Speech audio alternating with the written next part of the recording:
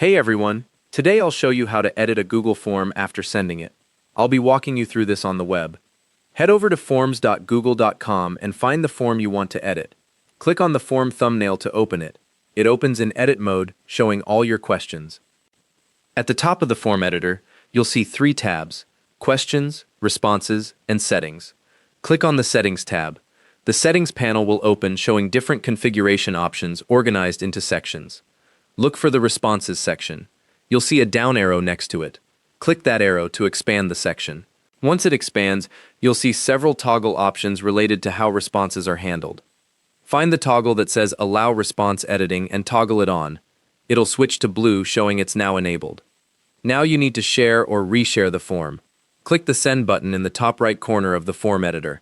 You can copy the form link or send it via email. Either way, the form URL stays the same, so any existing links you've already shared will still work. Once respondents submit the form with this setting enabled, they'll see an Edit Your Response link right on the confirmation page. If you've got email collection turned on, they'll also receive an Edit Response button in their confirmation email. They can click that link anytime to go back and modify their submission. Whatever changes they make will overwrite their original response. Tips: changes made by respondents are immediately reflected in any linked Google Sheets, so your data stays in sync automatically. If you need to edit the form questions or design itself after sending, you can click directly on any question in the form editor.